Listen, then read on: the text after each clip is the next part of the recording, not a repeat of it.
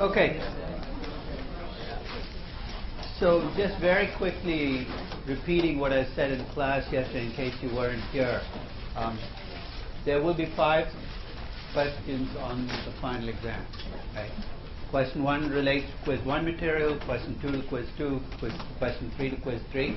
And then the last 2 questions are what we've done since the last quiz, which means that there'll be 1 question on dividend policy and 1 on valuation. I'm not giving away the farm by saying this. Basically, it's a whole class. I'm just structuring what the questions are going to be like. And the review session is built around the same process. I'm going to start off very quickly reviewing quiz 1 material, then going through quiz 2, then going through quiz 3, and spending about 25 minutes at the end talking about dividend policy and valuation to kind of top it up. So let's go back to the beginning. Let's talk about quiz 1, where we looked at the mechanics of beta estimation, remember. Okay? Basically, we said beta measures market risk. You can measure that market risk by either running a regression or by doing a bottom-up beta. In a regression, you run the regression, the slope of the line is the beta. If you have a bottom-up beta, you have to tell me the businesses you're in, give me values for those businesses or a way of getting to those values, revenues or whatever the pathway is. And then you got to compute a weighted average unlevered beta of your company, and then you have an unlevered beta for your business. If you have a regression beta, if you have a top-down beta, regression beta, and I ask you what the beta of your business is, you have to unlever that beta, but the debt-to-equity ratio you should use when you have a regression beta will be the debt-to-equity ratio over the period of the regression. So over the last 2 years, last 5 years, whatever that period is. So if you want to get an unlevered beta from a regression, you still have to go through the process and then re-lever back up at today's debt-to-equity ratio. The biggest, the property I think you have to keep in mind is, remember the financial balance sheet I asked you to do for the first quiz, where you drew the assets on one side and took a weighted average beta? Kind of stick with that. Because everything I can ask you about betas, you can solve using that financial balance sheet. Because almost every problem I throw at you is some version of a weighted average question. For instance, if you have an acquisition, I ask you, what will the beta be for this company after the acquisition?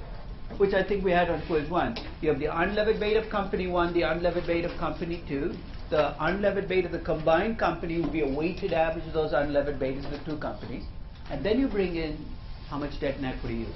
Always work with unlevered betas first before you start thinking about how much debt, how much equity.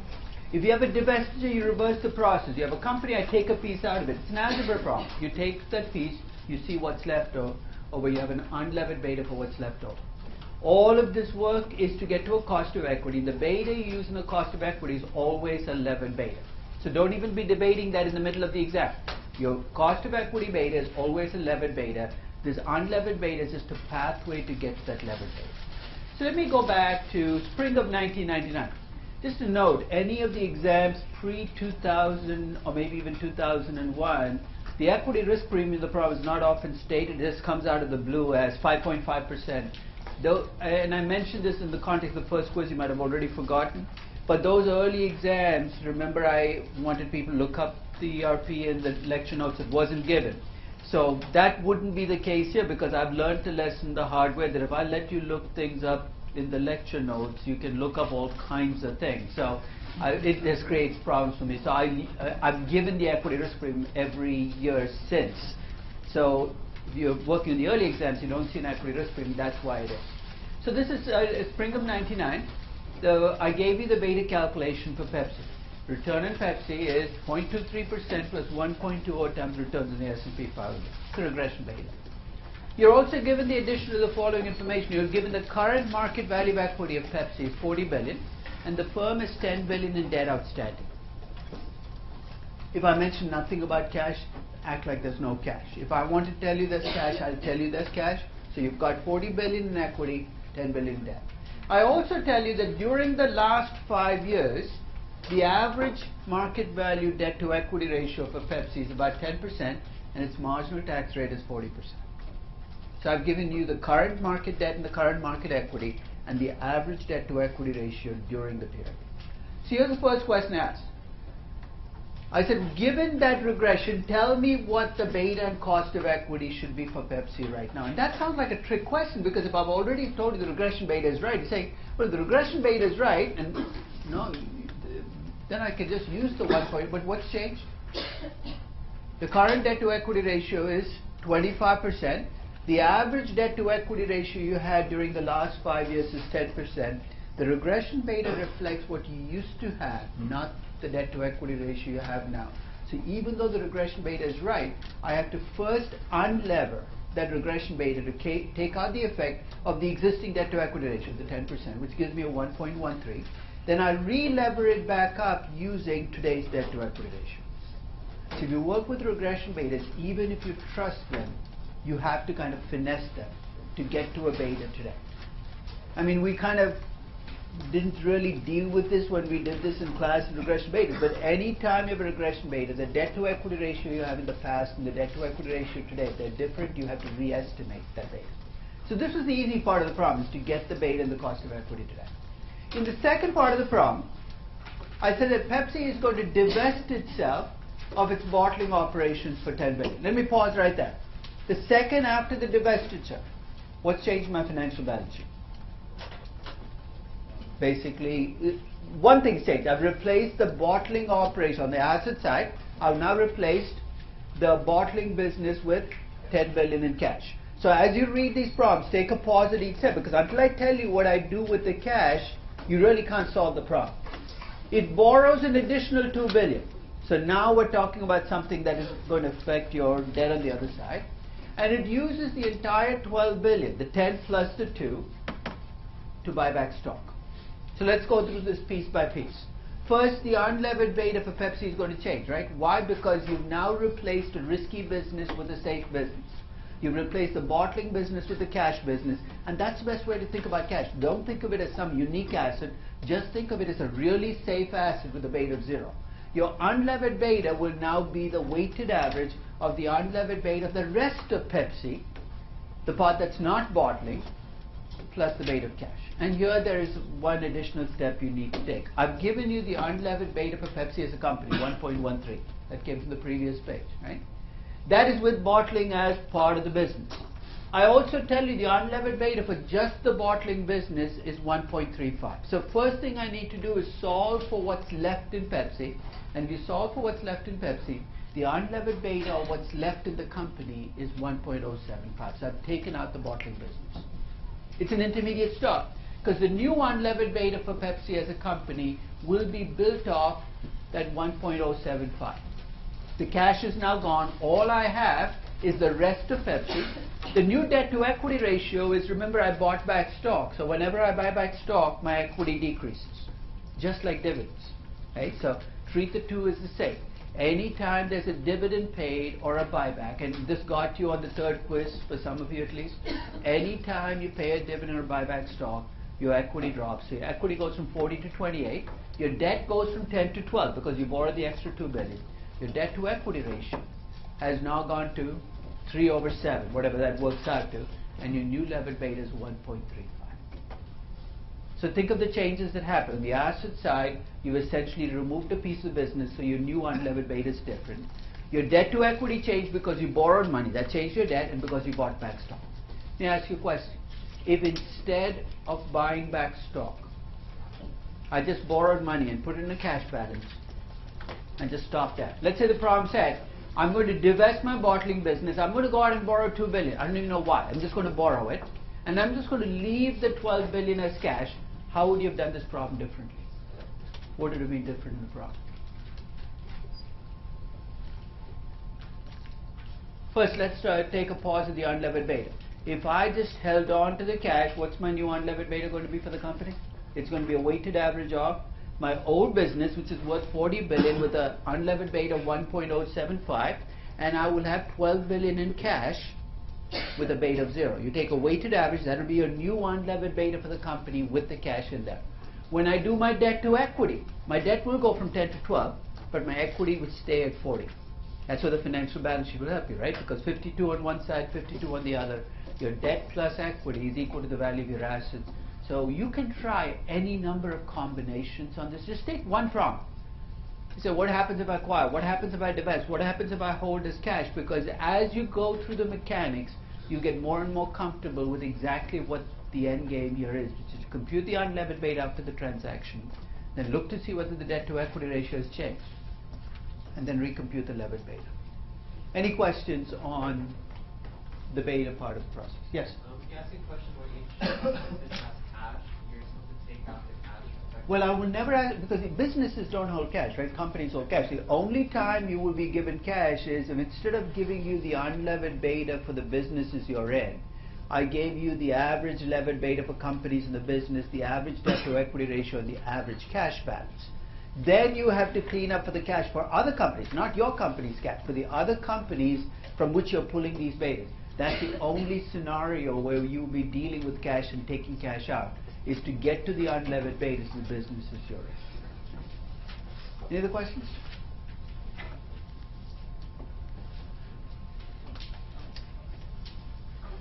have a question. Yep. Why are you dividing it by 40 or 50? It's just the algebra. If you work out that equation and you work through the algebra, the 40 over 50 moves over to the right hand side. So work through that equation up there. So I'm just solving for the x. So talk about cost of capital. So you get the beta, you have a cost of equity. To get to cost of capital, you need a cost of debt. To get to a cost of debt, you need the rate at which you can borrow money long term today. We went through this in class. Basically, you start with a risk-free rate and you add a default spread. There are 3 ways I can give you the default spread. I can say the default spread is. Don't look a gift horse in the mouth, just use it.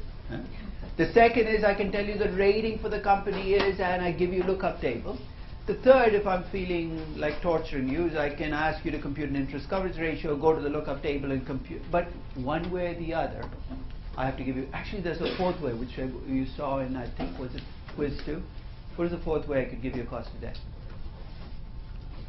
I could tell you about the debt they have and tell you what the debt is trading at, and then ask you to remember the trading at par problem where. So there are 4 ways, but I have to give you a way of getting what the cost of debt is today, because historical cost doesn't help you, right? So that cost of debt you have to convert into an after tax, and the tax rate you always use as a marginal tax rate. So by now it's almost rote. Whenever you do levered betas and cost of debt, use a marginal tax rate. You can use an effective tax rate when you do return on invested capital and when you do after-tax cash flows for a firm valuation, because there you're looking at the total taxes you pay on all of your income. But whenever there's a tax benefit from interest expense, you're capturing the marginal tax rate. The weights, should be market value weights. Market value for equity, market value for debt. And remember, with the debt, not only should you be market valuing the interest-bearing debt, but you should be taking the present value of leases. That's already in current terms. So this was from way, way, way back, as you can tell by the name of the company. This is actually when Michael Jackson and Priscilla Presley actually announced they were getting engaged. I'm always looking for names for companies. I called it Jackson Presley. It's a small company in the business of producing and selling musical CDs. That's how old it is, and cassettes. So I can't go back and fix the problem. It is what it is. And it's also involved in promoting concepts. The company has two income statements, the last 2 years of income statements. Okay? I always struggle with what to call last year and this year. So it's so basically what I'm trying to say is that's last year, this is the most recent year. So you got 2 years of income statements and you got 1 year of balance sheets. So instead of giving you the numbers directly, I've given you the financial statements for the company. Okay? So if you look at the income statement, last year they made 30 million in net income. This year they're making 48 million in net income. Look at the balance sheet. They've got about 60 million in debt and 120 million in equity. But that is book equity because it's an accounting balance sheet. So here's what you're given as additional information, the problem.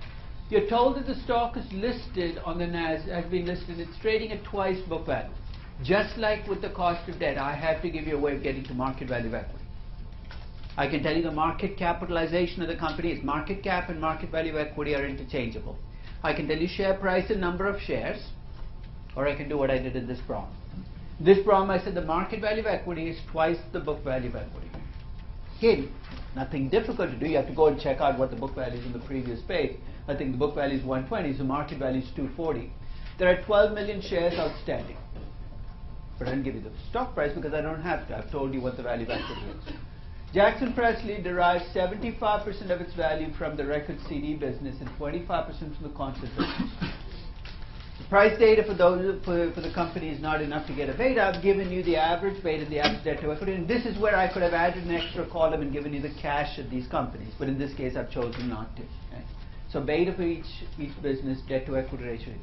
You can assume that all companies have 40% tax rate, at least the problem required you to. The debt is composed of 10-year bonds and is rated single A. So here I gave you the cost of debt by telling you the rating and the default spread. In fact, here I just gave you the interest rate on the debt. And the risk-free rate is 8%, market risk premium is 5.5%.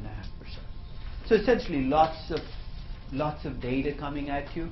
The key though is rather than read all the data, please, one of the things I've noticed is when you get a little uncertain, you start copying all the data down into the problem. So you end up with 6 or 8 or 9 lines of numbers before you even attack the problem. And sometimes that particular part of the problem might not require all of this, so all it's going to do is distract you when you do that.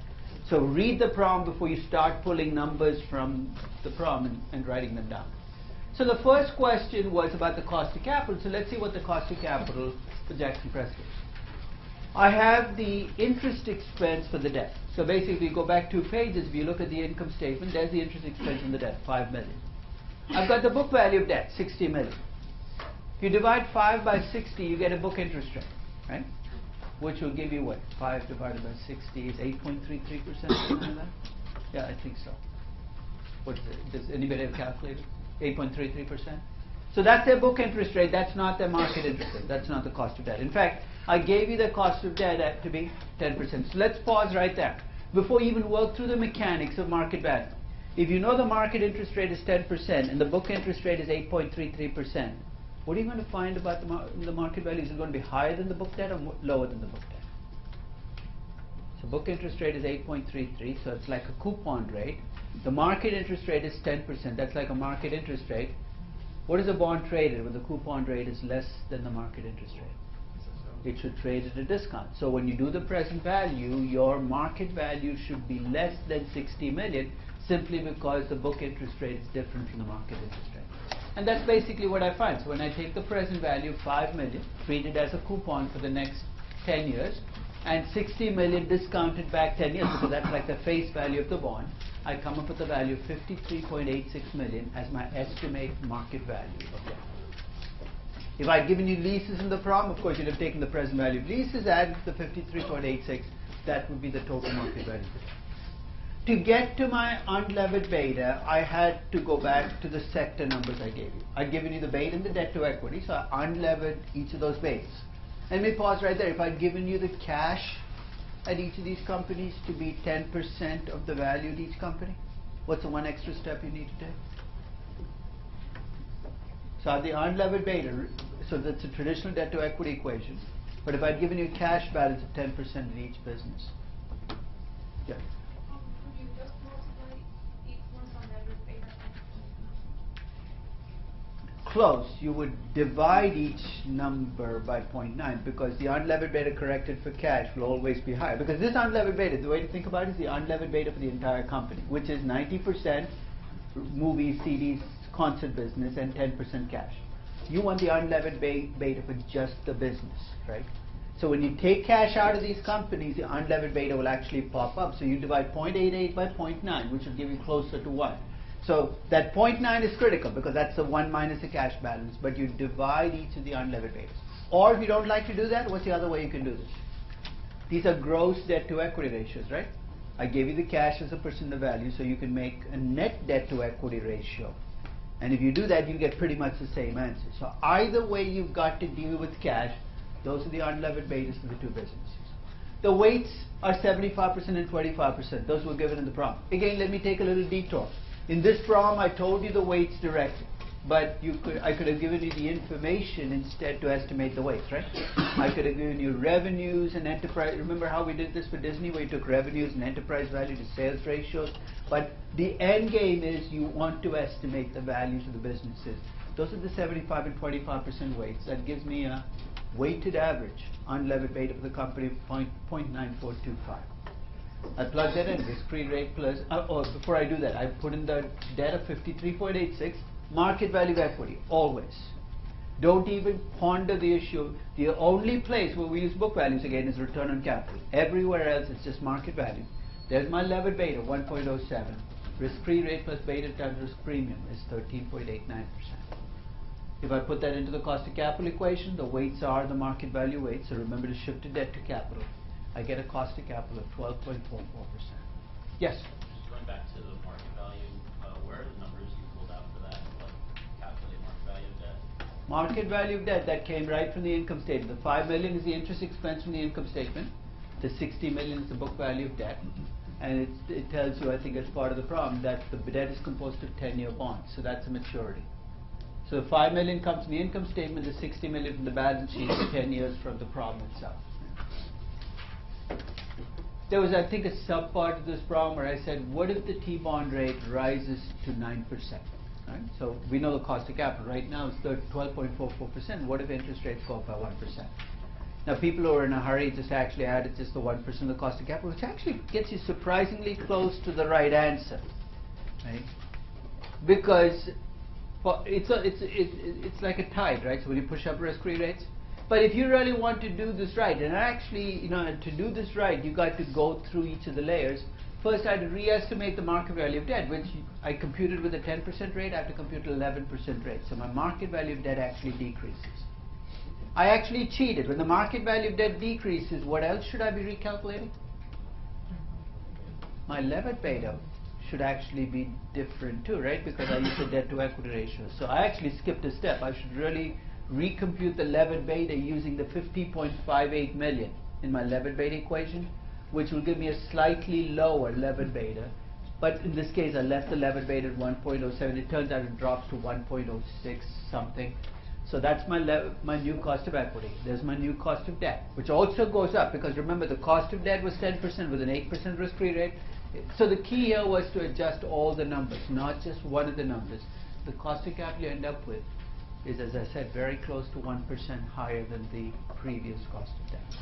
So when you change risk-free rates, and that's a broad lesson I want to make sure that you don't leave numbers frozen as they were, because your market value of debt will change, your debt to equity will change, your levered beta will change, your cost of debt will change. Everything in your equation will change when the risk-free rate changes. So that's the second part, is really, is really learning to compute the cost of equity and go to the cost of capital. Then we took a little detour, and this was the investment analysis part of the class, where you looked at how do you assess a project. Or the question you're asking is this a good project? Now, the way we said that it has to be done, if you have the information, is you have the cash flows, use the cash flows. And there are two ways you can assess a project based on cash flows. One is you can compute pre-debt cash flows, usually starting with after-tax operating income, plus depreciation, minus capex, minus change in working capital. Discount those pre-tax cash flows at the cost of capital, and subtract from that, I'm sorry, not pre-debt, but pre-debt cash flows at the cost of capital, and then subtract it from it the initial investment you took in the project. That's how we did the Disney theme park. Pre-debt cash flows, discount the cost of capital, subtract out the initial investment, you get a net present value.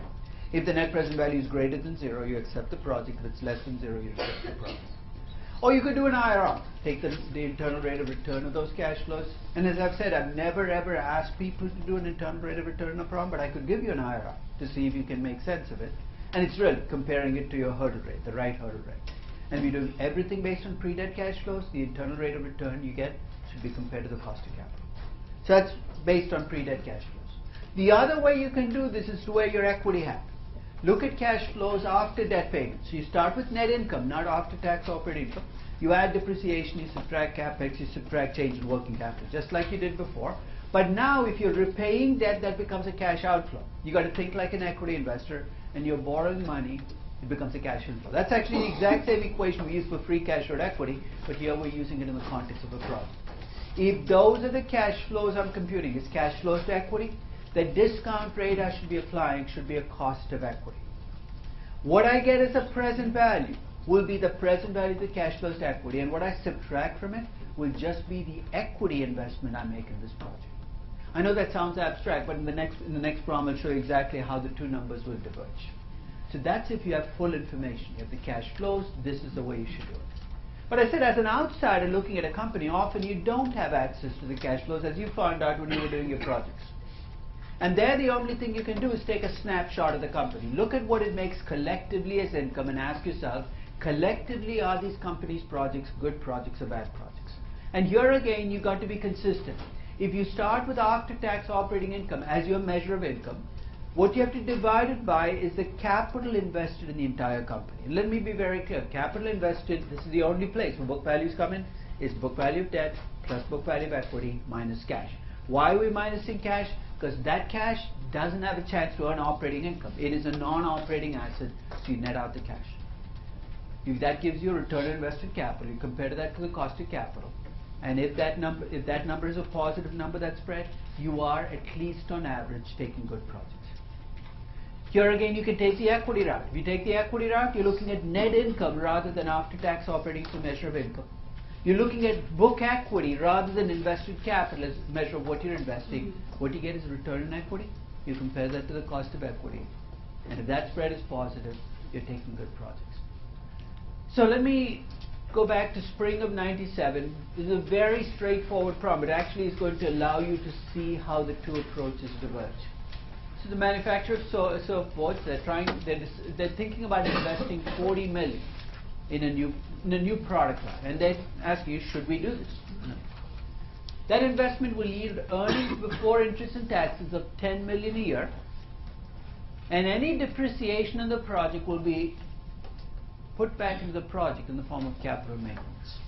You might not realize it, but I've just made your life incredibly easy on this problem, because that effectively means that normally when you get cash flows, you take EBIT times 1 minus T plus depreciation minus capital expenditure, right? Here I'm saying they offset each other. Don't worry about it. Just take the earnings as if they're the cash flows. The project is expected to have an infinite life. So that again, it makes your mechanics of present value easy. The company has a beta of 1.2, but this project is expected to have a beta of 1.5. Now you might have forgotten this, but this is something we went through over and over in the middle of the class. When you compute the cost of capital for a project, you use the risk of the project to assess the cost of equity and the cost of capital. Remember the Netflix case, where you essentially had to make sure you used a studio beta to come up with the cost of equity and cost of capital? The beta for the project is 1.5. The firm will maintain its existing financing mix of 60% equity and 40% debt, and the cost of borrowing is 10%. Tax rate is 40%, 10-year bond rate is 7%, calculate the net present value of this project. So again, I'm going to do net present value both ways, using pre-debt cash flows and cost of capital, and come up with the net present value. Then I'm going to do post-debt cash flows and cost of equity. Let's see if we can come up with the same NPV. I'm going to tell you that we're not, and then I'm going to try to explain why. And you're going to be incredibly confused by the time I finish that. But basically, you would see at least the consistency of the two approaches. So let's start off by looking at the cost of equity and the cost of capital. So for this project, I use the 1.5 beta. Why? Because I have to use the risk of the project to assess the cost of equity. That gives me a 15.25% cost of equity. I plug that in with 60% and 40% weights, which were the weights for equity and debt. I come up with a cost of capital of 11.55%. I told you that on this project, what you get as after-tax operating income is also going to be a cash flow because the depreciation offsets the capex. So 10 million times 1 minus the tax rate, 6 million is your cash flow each year. Your net present value is going to be the 40 million you invested in the project plus 6 million as a cash flow every year forever. Use the cost of capital as your discount rate. It's a perpetuity, so that's the present value of a perpetuity. The net present value of this project is 11.95 million. In fact, in this problem, you could have just stopped that. That's it. That's the net present value. But let's say you've gone the other route. You said, look, I want to do it the equity way. Let's first figure out what you need to do it the equity way. That 40 million initial investment, you're not going to come up with the entire 40 million. 40% of that 40 million is going to come from debt. Remember the mix? So 16 million will come from debt. You have to come up with only 24 million as an equity investor. That 16 million in debt has a 10% interest rate. So the interest expense every year is going to be 1.6 million. You subtract the 1.6 million from the 10 million, the earnings before interest and taxes minus the interest. Your taxable income is now going to drop to 8.4 million. You multiply by that 1 minus the tax rate, your net income for this project is going to be 5.04 million. So when you do net income, remember to subtract out interest expense. Yeah? Why don't we tax the loss first? You don't have a loss. Net present value is negative 40 million. That's an in capital expenditure. You can't tax capital expenditure. You get depreciation. You do one or the other, right? If you expense it, you couldn't depreciate it. So you have to make a choice. When you spend money, it either becomes an expense and you get the tax benefit right away, or you depreciate it. If you decide to depreciate it, you don't get taxed.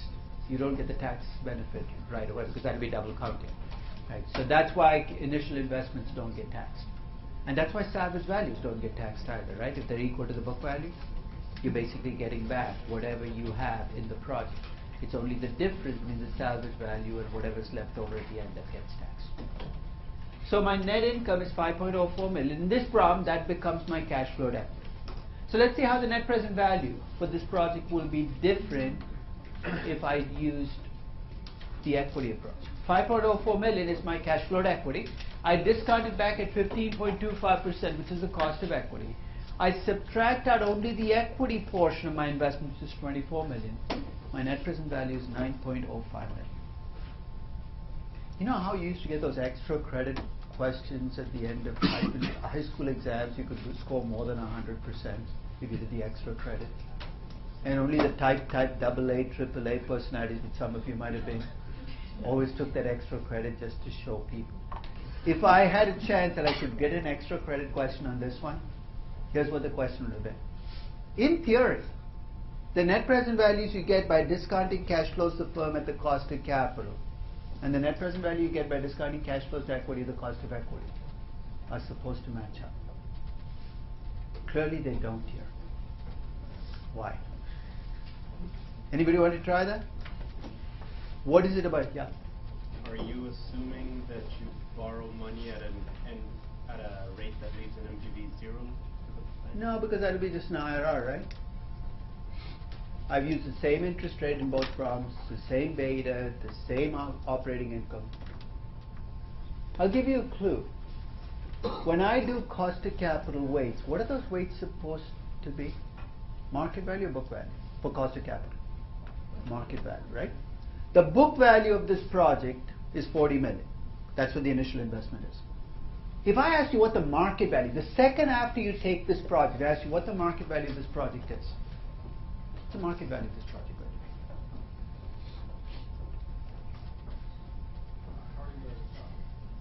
What's the net present value tell you? The second you take the project, this project becomes a collection of cash flows, right? You add the 11.95 to the 40 million. That's the present value of cash flows from doing this project in perpetuity. So the minute after you build this factory, the market value of the factory is the present value of all the cash flows. It becomes 51.95. Try this if you want.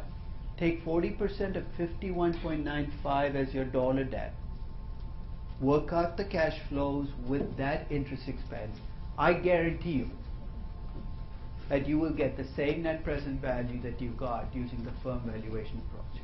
So what I'm doing here that's causing the difference is I'm actually not borrowing enough. I'm not borrowing as much as I told you I was in the cost of capital approach, because if I borrow just 16 million, my debt ratio actually works out to be like 32%, not 40%. So that's what's causing that gap in value, is I'm not borrowing as much in the second approach. Now you're glad I'm not asking extra credit questions. But my suggestion is, if you ask to compute net present value, pick one way, just do it right. Don't try both, get incredibly confused. You just pick either the firm value. So whatever you do, you've got to be focused. If you go the equity route, everything's got to be equity driven. If you go the firm route, everything's got to be firm driven. I'll give you full credit either way. I will not give you any full credit if you go back and forth between the two numbers. Any questions on investment analysis? Now let's talk about how leverage affects your cost of capital. We use the cost of capital as a tool for devising what the optimal debt ratio for a company is, and we looked at different debt ratios from 0 to 99%. Of course, you have to stop at 99 because a company can never be 100% debt, because then who's bearing the residual risk? And here's the key. As my debt ratio changes, first my cost of equity will change. Why will it change? Because my unlevered beta will start to get levered at higher and higher debt to equity ratios, pushing up my levered beta. As my debt ratio changes, my cost of debt will also change. Why? Because there's more default risk in my company, and I compute that by using an interest coverage ratio and a synthetic rating. And along the way, I have to be careful that my interest expenses don't get so large that they start to exceed my operating income, and I start looking at tax benefits. So check your levered beta, check your ratings and cost of debt, check your tax rate. Those three changes will mean that my cost of capital will be a shifting target. Initially, as you borrow money, the benefits of debt might exceed the costs and your cost of capital might decrease, but at some point it's going to start flipping and your cost of capital is going to start rising. That's the point at which you stop. So every one of the capital structure problems builds off that premise. And of course, the follow-up to that is just as messy, because if you're going to move to that debt ratio, you have to change the way you capitalize your company, which means you're either borrowing money and buying back stock or raising equity and retiring debt. And that's the nightmarish part of these problems, is working out what exactly happens in terms of the mechanics. So this was from spring of '99, Campbell's suit, planning a major restructuring. Its current debt to capital ratio is 10%, its beta is 0.90. Remember what I said, if I just say beta, it's always a levered beta. So that levered beta reflects their existing debt ratio of 10%. The firm currently has a AAA rating and a pre-tax cost of debt of 6%. The optimal debt ratio for the firm is 40%, but at that debt ratio, the cost of capital will be higher at 7%. The market value of equity for the firm is $9 billion, and there are 300 million shares outstanding, so it's about $30 per share. T-bond rate is 5%, market risk premium is 6.3%, firm's current tax rate is 40%. So let's see what the cost of capital will be. So the first question I asked was, if this company borrows money to buy back stock to get to the optimal debt ratio, assuming that firm value will increase 5% a year forever and investors are rational, estimate what the price of the buyback will be. What's the significance of investors are rational? What are we testing when we talk about rationality in this? I'm buying back shares, so if it's a rational price, what should be true? You should be indifferent between selling your shares back and not selling your shares back. The only way I can make you indifferent is by paying a price that if you sell your shares back, you get that price, but if you don't sell your shares back, you also get the same price. So the price has to be the same across both the shares that get bought back and the shares that don't. In a second, I will tweak that question. We'll see how it would be different if I gave you a buyback price. But in this case, I'm saying you have to borrow money to get to that. So right now, here's what the cost of equity looks like. 10.67% with the current beta. Current cost of capital based on a 10% debt ratio, of pre-tax cost of debt of 6% is 9.96%. So that's what the cost of capital is at 10%. Now let's move to 40%.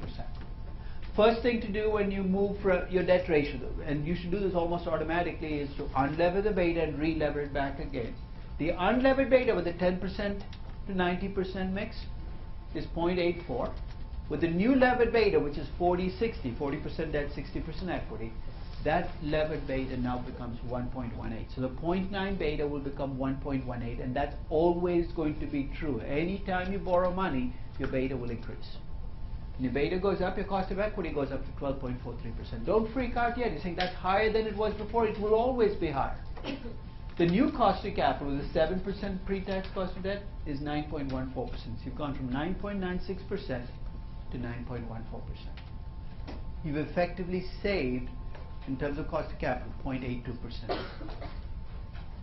Before you get caught up in the buyback price, compute how much your firm value will change because your cost of capital changed. Your firm value right now is 10 billion. 9 billion in equity, 1 billion in debt. That's your saving in the cost of capital. There's a 5% growth in perpetuity in that saving. So basically you've got to use that perpetual growth formula. And remember, the present value is always computed using the new cost of capital because you've already moved that. The increase in value is 2,093 million. You divide that by 300 million shares. The increase in value per share is $6.98. So it used to be $30 per share. You're going to do the buyback at $36.98. If you do it at $36.98, the shareholders left in this company will also get $36.98. Let's do tweaks on this question. What if I'd said that they bought the shares back at $40 per share? What would be different about how you'd approach the problem? Up till this point, actually, the 2093, nothing's going to change. So the cost, you have to do all the computations till you get to so do that almost automatically before you even look at the breakdown. What would be different?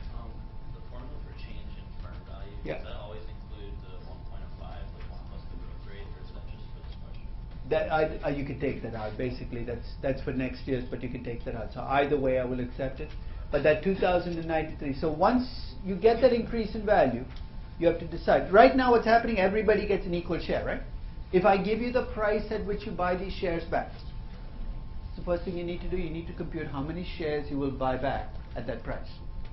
To do that, you'd have to take the 3 billion that you borrow, divided by the number of shares you bought back. Right? So in this case, for instance, let's assume that you borrowed money to buy back shares and you bought them at the current market price. Let's do the easy part first.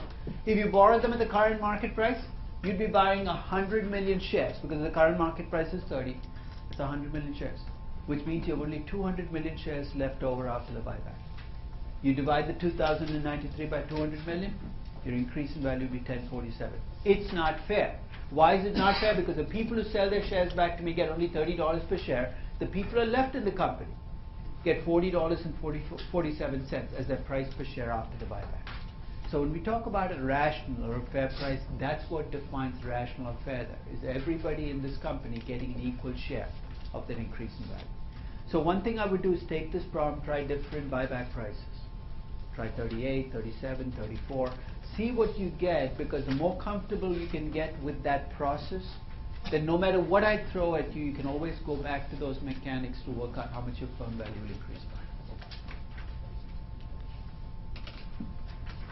And in the final part of this problem, I said, what if Campbell Soup had borrowed to get to 40%, but used the funds to fund instead of doing a buyback, had financed an acquisition of another company, and assume they overpaid by $500 million on that deal. A lot of people try to go back to the beginning, work through the process. Actually, very little changes. Your cost of capital will still be the 40% that we computed. The change in value that we got will be exactly the change in value we computed the previous page. What will be different though now is you've taken a project with the money rather than do a buyback. What's the effect of taking a project? You take the net present value of the project and you add it on to whatever your existing value of the company is. So if you take a positive net present value project, your value increases. If you take a zero net present value project, the value change would have stayed at 2093. But in this case, what did you do? You actually took a negative net present value project, which means out of the 2093 that you computed, you paid out 500 million. So your value increase drops by $500 million. So whatever increase in share price you got before You knock off $1.67, that'll be your new price. Yeah. If you know you go over by $5 million, don't you have another tax benefit because you have an impairment on the lower not Impairment is not tax deductible. That's part of the problem with overpayment. You can impair goodwill. It has zero effect on your taxes. That's the worst part of impairing goodwill.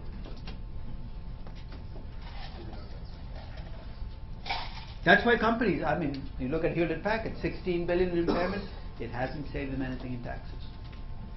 It's only when assets get written down. But if you overpaid in an acquisition, which is what this big, and that's why companies don't like to put stuff in goodwill, because that actually becomes an asset that you can't get any tax benefits from. So impairment of goodwill, unfortunately, won't save you any money in the future.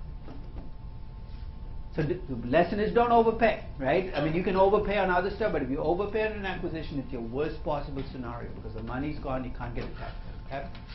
On the first question, Yeah. where does the 10,000? That's a good question. How much equity do I have? 9 billion, right?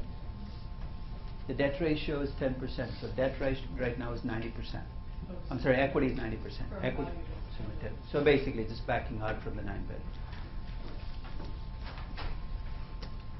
Now let's talk about dividends. This is the problem that really you should do first and get out of the way, because really there's very little I can throw at you that can make this problem complicated. Because almost every dividend problem, here's the framework I'll give you. I'll give you the amount the company returned as dividends and buybacks. I'll give you the information to compute the free cash rate equity, and then I'm going to ask you, now what? Okay? And if you get the free cash rate equity dividends, there's not a whole lot I can do beyond that, because if you pay out less than the free cash rate equity as dividends, where does the money go? What happens when you don't pay out your free cash rate equity as dividends? It goes into cash balances. If I overpay, it comes out of cash balances. So cash becomes your equalizing factor. So every single one of these problems, that's what it's going to revolve around. What's the cash balance going to be at the end of 5 years? How much cash do I have to raise to cover it? So this is the end game. So you've got to get the free cash rate equity right. If you look at the free cash rate equity calculation, it always starts with net income. Why net income? Because free cash rate equity is an equity cash flow.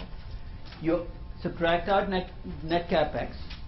You subtract out change in non-cash working capital. You subtract out debt repaid if you're repaying debt, and you add back debt if you raise debt. So the problem has to give you each of those pieces of information for you to get to free cash rate equity.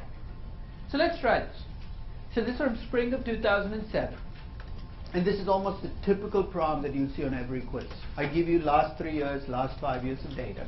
I give you the information to compute the free cash rate equity. Net income, capex, depreciation, non-cash working capital, and total debt. Right? So in this particular problem, you're told that the firm had 20 million in cash, no non-cash working capital, and no debt when it started operations 3 years ago. So basically that was the start of the game.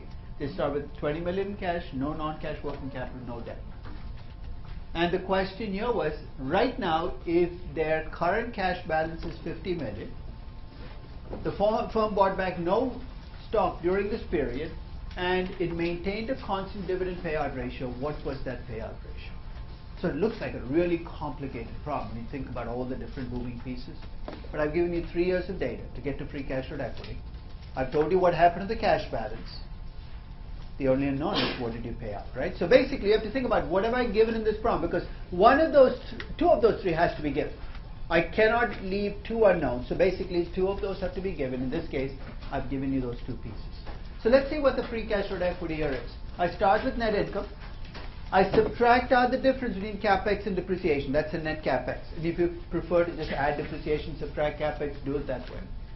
I subtract the change in non-cash working capital. So I went from 0 to minus 10, right?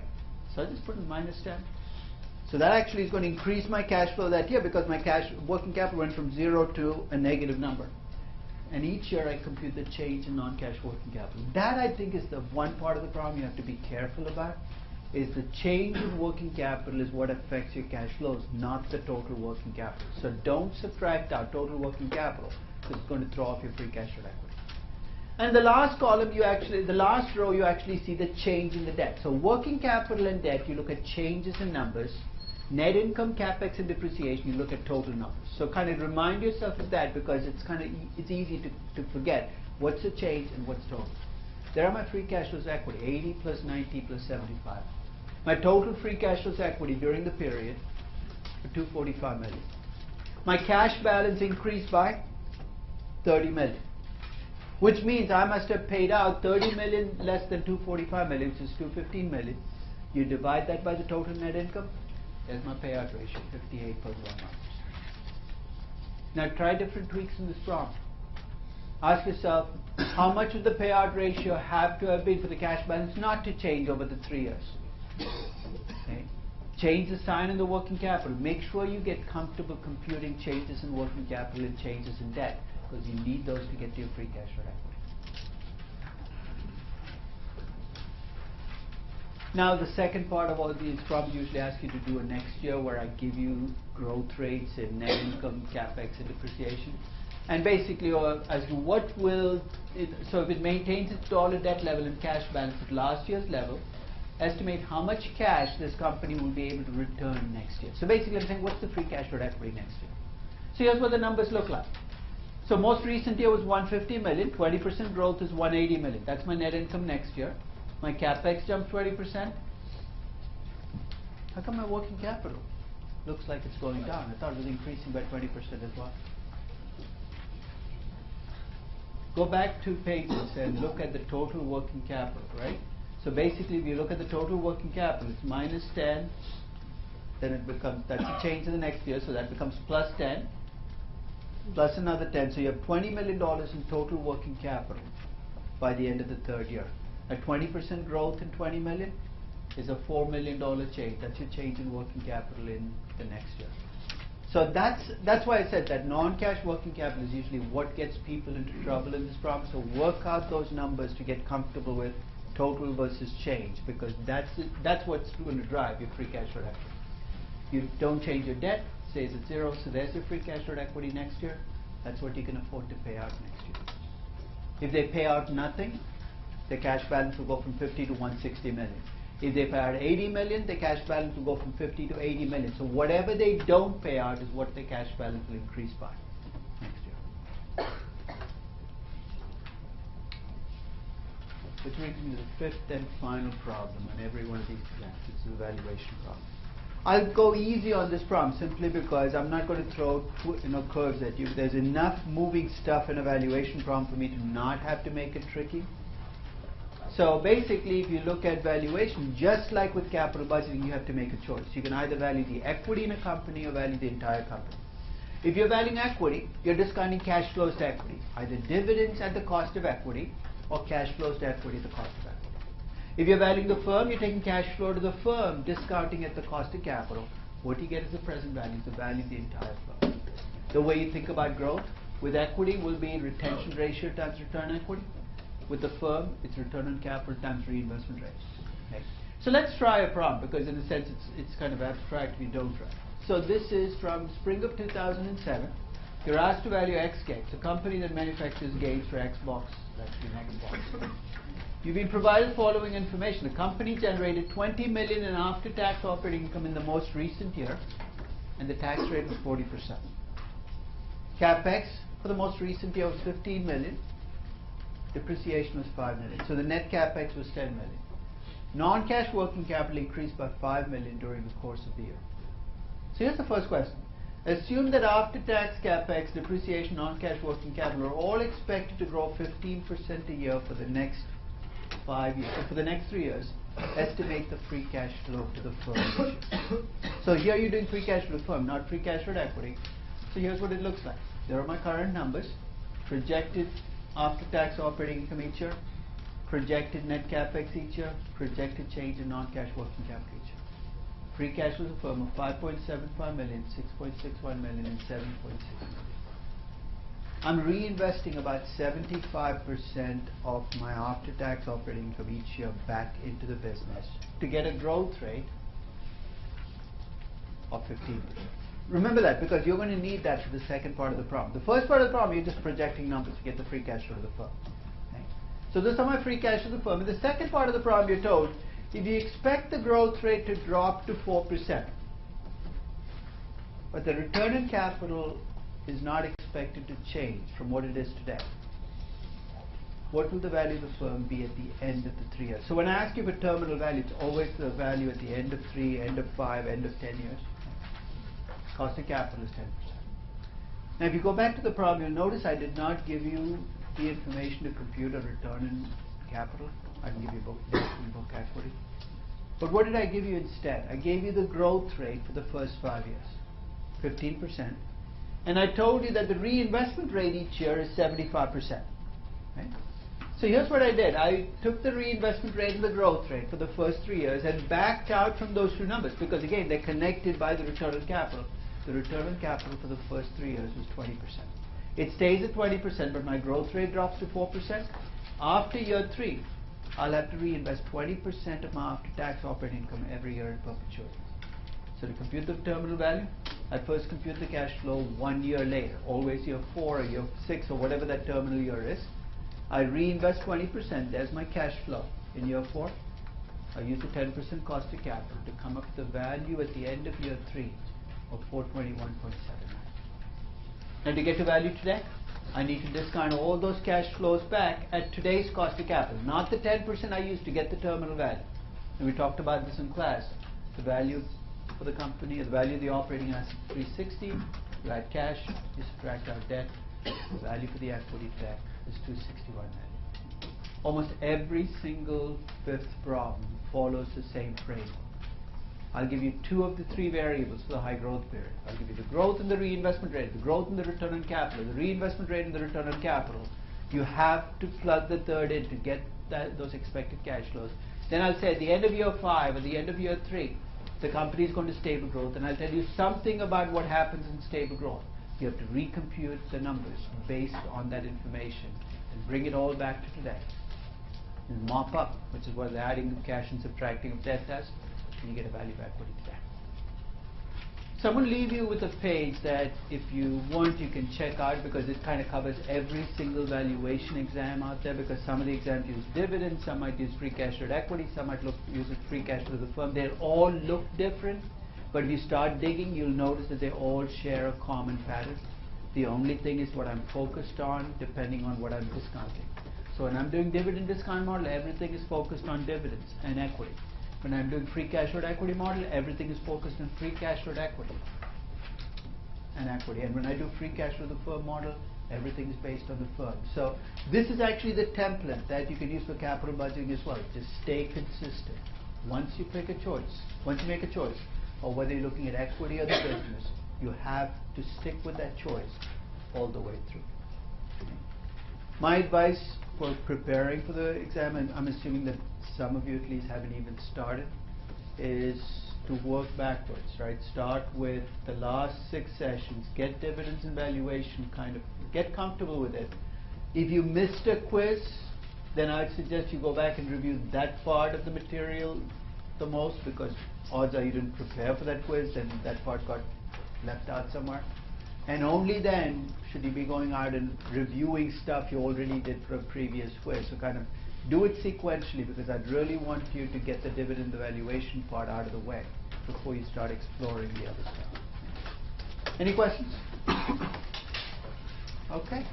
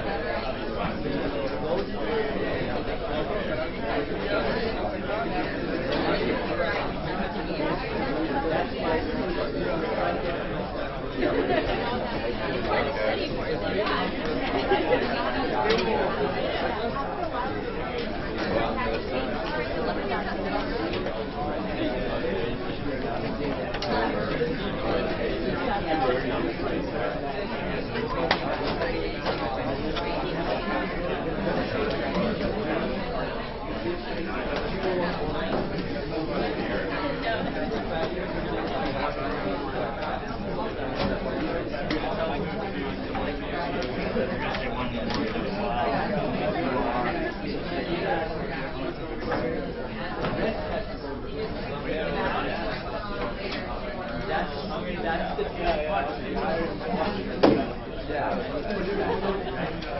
You're going to say the contract back, but you took a fact. Claim. You claim it's worth an hour. You're going to ask how many times you did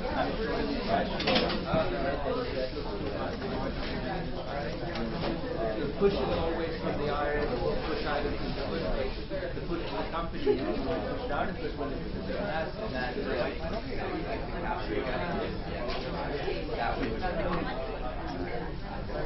It's a messy piece. Maybe that's Thank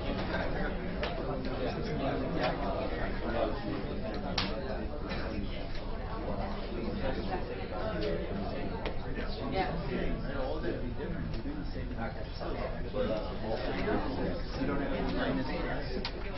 Take the sign, so then you have to say minus 50 on cash flow. That's already done. You don't have cash flow statement. Take all the signs. Sign notice, take whatever sign. So CapEx will already be negative. Don't make it a minus or minus. Well, I so when you do it with the cash flow statement, it's also regarding return bond price,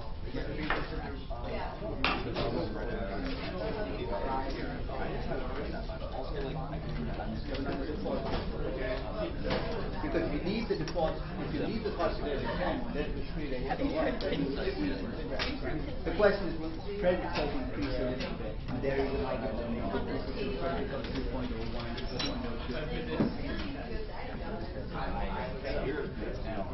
I have like 3 sources. Book value versus market value. I remember there was one question, number 1, where you included book value and market value, and both debt and equity. No. Are you talking market value or cost of capital? Only place where you book value is number 1 you never asked. If I ask you for a return on investment capital, I have asked that. No, I would do because it's part of the investment analysis, right? So I can ask for return on investment capital, return on equity. That would be book value. That's the only place. Everywhere else. Will invested capital ever, you won't, like, if you don't give us debt and equity, will invested capital ever just be through net capex plus working capital? Accumulation of everything you've done over time. So I can't give you 1 year net capex. That's not cost of capital. That's actually the change in your investment. Right? So you'd have to know what those changes are all the time to get your total. Yeah. And then adjusting for cash. Where are the different scenarios that could happen? So that's When I give you sector, when I give you the information, you non-debit beta for I say 3 business, and I give you the average beta. Somebody go to that. That's one scenario. The second is when you do an acquisition and you're going to hold the cash after the acquisition. Well, Then you never figure out what to make it with cash. But those are the only 2 places where you have cash. So when I'm calculating total firm value in the case of like a acquisition or something like that, if you're calculating total firm value, would it be debt plus equity plus cash? Otherwise, you have not right debt. Think of it in the balance sheet. Right? You have debt plus equity on one side, cash on the other. Debt plus equity plus cash will never work. Right?